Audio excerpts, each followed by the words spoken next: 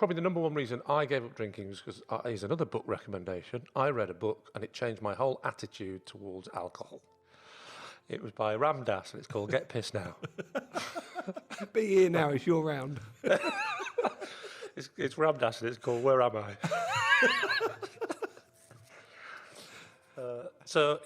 It's Alan Carr. Not that Alan Carr. Oh, right? Good. No, that's another one. That's your first contemporary impression. Oh, shut your face. No, that's I know that's Frankie Howard, wasn't it? Oh, weird. Go on. That sounded a bit like Ben Palmer. who nobody knows. Well done, Neil.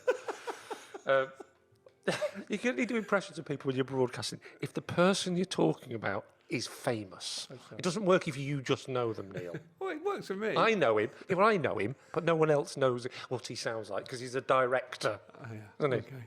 You know the basics. Yeah. And now I'm going to do my post office worker that I collect my letters from. Your post office? No one calls you a post office worker. I can't remember the phrase. You haven't left the house, have you?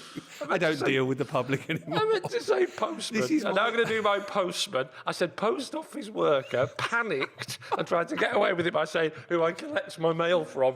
Which isn't the same as a postman. It's the person who you collect the mail from when you get a red thing in your letterbox.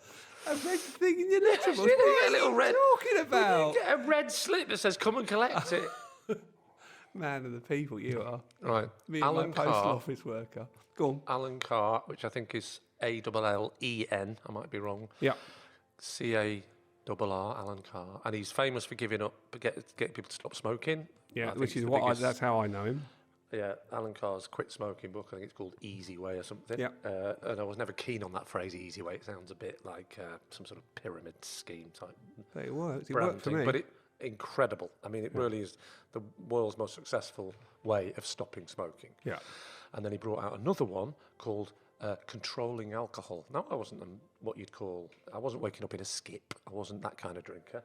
And so I ended up just reading this book out of interest. I've had a long relationship with booze because I grew up in a pub and I have got a history of my family being very heavy drinkers. And I thought, I'm interested in the subject matter, but I will read this book, just see what it's like. And you get about a third of the way through the book, and even though it's called Controlling Alcohol, it seems to suggest stopping completely.